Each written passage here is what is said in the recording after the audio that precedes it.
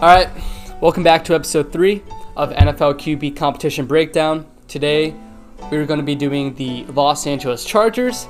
So we're going to be talking about Justin Herbert and Tyrod Taylor. I think we can all agree who will be starting week 1. But what not a lot of people can agree on, and what the whole mystery is when Herbert will be coming into the season, if he's going to be coming in the season, what he's going to look like, and what his impact is going to be on the LA offense if and when he does come in. And how Tyrod Taylor will be doing, because I think he's going to start week 1. I'll get into that later in the video. And I think that most NFL fans and Chargers fans can agree with me.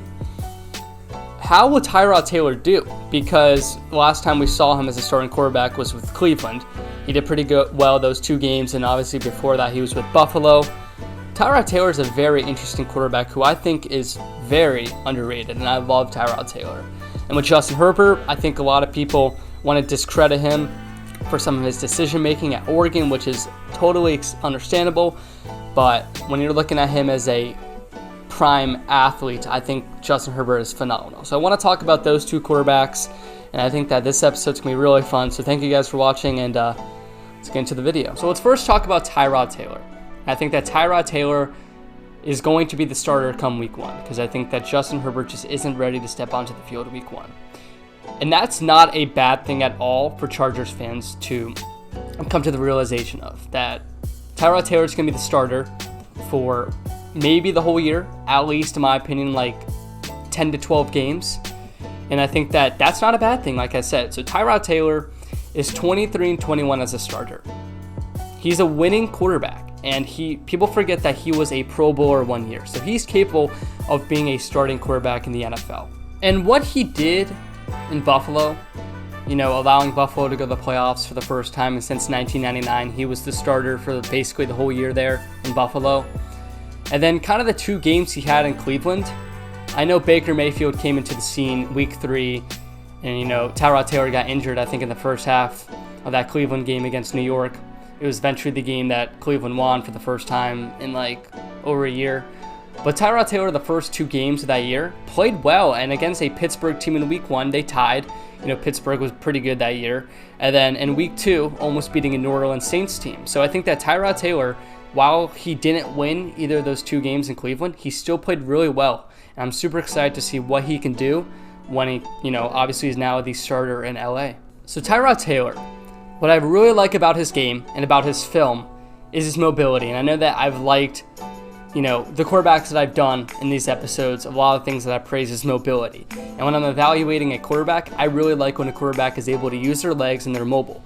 And Tyrod Taylor basically does this better than a lot of quarterbacks in the NFL. He is so capable of using his legs in the pocket and just scrambling for the first down. He is phenomenal at that. So that is one thing I really like about his game, and we're going to see this next in the film. So here's one thing, like I said, that I really like about Tyrod Taylor's game. And it's a 3rd and 13 on this play, and it's in 2018 when they're playing the Pittsburgh Steelers. And before I start the film, or before I start this play, I'm only going to use film from the Steelers game because I want to, have the film pretty recent, and the last time we've kind of seen Tyrod Taylor play as a starter was with Cleveland in the first 2 games.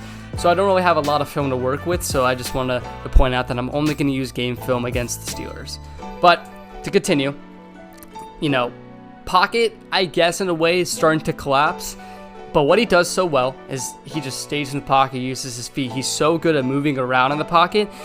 And I guess you could make the argument that he has to find a throw. He's holding onto the ball way too long, but he makes the conscious decision that he's not going to be able to find a receiver on this 3rd and 13, and instead sees a hole opening and takes the advantage of it and just runs the first down, picks up 15 yards, and gets a solid first down for the Cleveland Browns. He did a great job of realizing that he didn't, have any receivers he could throw to, and after that clock just kind of keeps ticking in your head when you got to get the ball off your hands or you got to run for the first down, he made the decision of, I'm going to go and get this first down, rushes for 15 yards, uses his legs, and get the first down for the Cleveland Browns. All right, also one thing I really like about Tyrod Taylor's game is he does not throw a lot of picks. He's a very conservative quarterback, which I like. I hate when quarterbacks are very turnover heavy. That's why I'm just Jameis Winston's season was crazy to me, throwing 30 interceptions.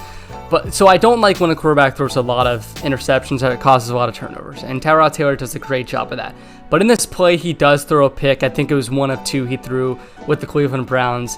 And, his accuracy and his ability to throw the ball still remains a big question mark in his game. And a lot of times you'll see him running for the first down or scrambling because, is he able to even trust himself to make a great throw? And the thing is, when he goes to LA, he's going to work with Hunter Henry and Keenan Allen, who find a lot of success in the middle of the field. And Tyrod Taylor is not the best at finding receivers in the middle of the field and making a play with his arm. So I like Tyrod Taylor, but it remains a question on his accuracy. So you're going to see in this play against the Pittsburgh Steelers, it's a very rare occurrence where he throws the pick, but it's just simply not a good throw. Here it is. The safety's stepping up, I guess. It's a little bit of a weird decision to throw to him. I can understand, I guess, why he would throw to him maybe. But the safety's going to step up, and obviously it's a poorly thrown ball, and it's going to get picked off. It's just not a good throw. I love Taylor, but I think it was a little bit of a weird decision to make that throw. And the weird thing is, I think Tyrod Taylor, for the most part, is not a bad decision maker. I just think that in this instance, obviously, it was a little bit of a weird decision. And also, when he decides to make that throw, it was a very bad throw. So you kind of question his accuracy and the ability to make throws on the field. So I know that I only showed you 2 films or 2 clips, and I could go on and show you guys so much more film, but I didn't really have the time for that. But what I want to just talk about really quickly is I think that Tyrod Taylor is a good quarterback. Obviously, I just kind of criticized him on his throwing aspect, but I thought he was really good from a rushing aspect. I don't think that he's going to have this phenomenal season next year for LA, but I do think he's capable of being a good quarterback and having that starting job for the whole year there in LA. I think that, it runs the question because I'm not a fan of that LA offensive line.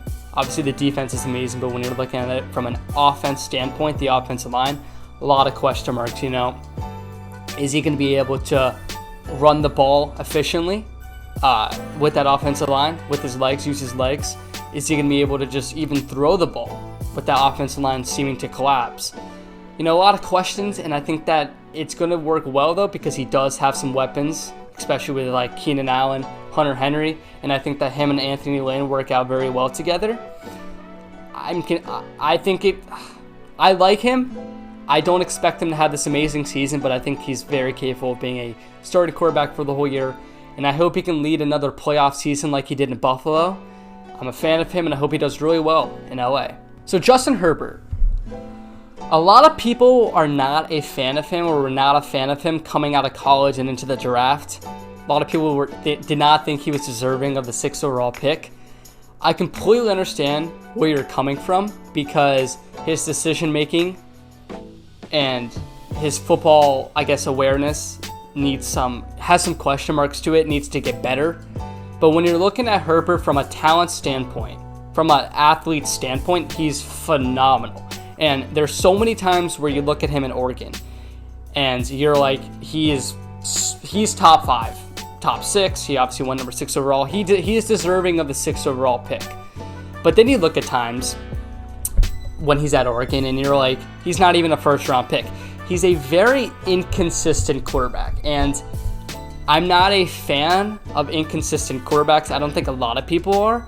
But I really think that with a year under his belt under Taylor, I don't want Herbert to play at all this year. I've never been a fan of starting your rookie week 1 or super early. I think that it's worked so many times with like Jared Goff and Patrick Mahomes where if you sit him basically the whole year, sit under the playbook, sit under the starter, you just get a lot better for that year too. So I think that Justin Herbert needs to sit under Tyrod Taylor and learn Anthony Lynn and the whole Chargers offense in the playbook.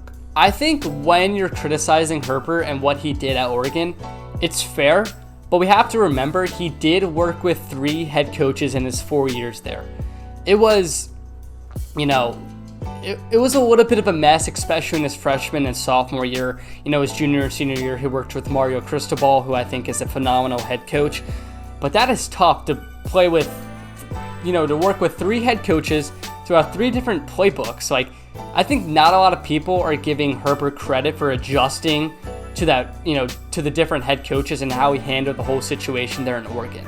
So here's what I really like about Herbert's game, and it's what I've been saying about quarterbacks in the past. He's very athletic. He's talented. He's a football quarterback. If you look at him, he has all the fundamentals and all the tools to be a successful NFL quarterback. He's super mobile, and I know that I've been talking about mobility a lot, and as you can tell, I love that from a quarterback. He's capable of, using his legs to his advantage, but he's just he can be a very accurate thrower. And I think that you're going to see a lot of scouts and a lot of people, when they judge Herbert, say that he's not an accurate quarterback, which I disagree. I think that he's an accurate quarterback. He's just inconsistent when you're looking at his ability to throw the ball and be accurate. One game he'll have, you'll look at him and you'll be like, he's throwing everything on the dot. He's not missing a single throw. And the next game, it seems like he cannot throw a pass to save his life. He's very inconsistent. That's what I don't like about his game. But what I really like about his game is he has all the tools to be successful. He's just a natural talent and a football player, and he's just, from an athletic standpoint, he's gifted. So here's what I really like about Justin Herbert, and it's when pressure mounts to him, he's so good at escaping the pocket and either running for the first down or running for however many yards or just finding a pass, and in this instance, it's finding a pass towards the end zone. So we roll the clip. Montana, the defense is going to bring a lot of pressure, and at this point, you're like, he's probably getting sacked. I mean, look at it. But what he does, though, getting out of the sack, getting out of this pressure, and then finding a pass in the end zone, which we'll see soon, it's just incredible. Escapes the sack, doesn't panic, has the option there to run. Obviously, the open spaces a lot, but instead he throws a dart to the corner of the end zone for an Oregon touchdown. It's just amazing from Justin Herbert. So I also don't have a lot of access to college film or coaches' film, especially in NCAA in college. So I couldn't find something to kind of show from a negative standpoint where I stand with Justin Herbert, but I'll just talk about it briefly. So a lot of people, including me, question his decision making because a lot of the decisions he made, a lot of the mistakes he made his freshman year and his sophomore year at Oregon, he's making the same mistake in his senior year. And you're like, you didn't really see a lot of progress from a decision-making standpoint from Justin Herbert, and that's what kind of scares me. And that's why I really think that he needs to sit his first year. He is not ready from an NFL decision-making standpoint to come in week 1 and be ready to just prove all the haters wrong and just to do super well in LA. Justin Herbert is the one quarterback who you just cannot throw in week 1. You have to sit him for the whole year. He needs to learn Anthony Lynn's playbook. And like I said, I really hope that he sticks with LA, because in the past he's having to bounce around from different coordinators and coaches at Oregon. I hope he sticks now with one head coach. I hope Anthony Lynn lasts in LA. I hope that the offensive coordinator, defensive coordinator, whatever, all the coaches that are kind of last in LA.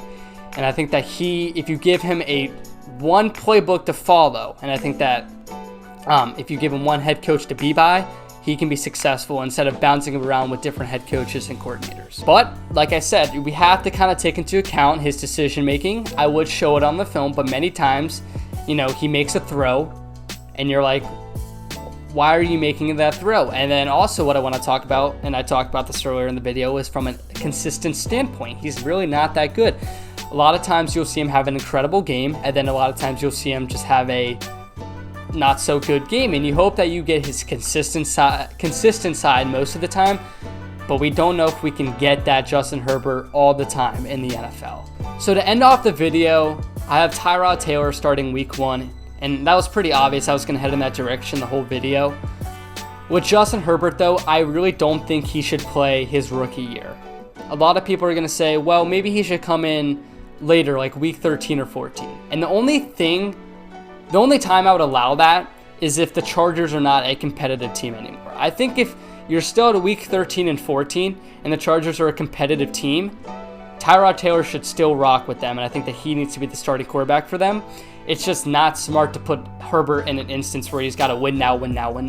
Allow Herbert, if it's not a competitive football team anymore and they're obviously not going to make the playoffs, then I would have Herbert come in, play the last couple of games, get some game reps, and just kind of get a feel for the NFL. But I'm really not for him playing his rookie year unless it's not meaningful. Really not him I wouldn't even put into consideration him starting week 1. I think that's the worst possible thing you can do with Herbert.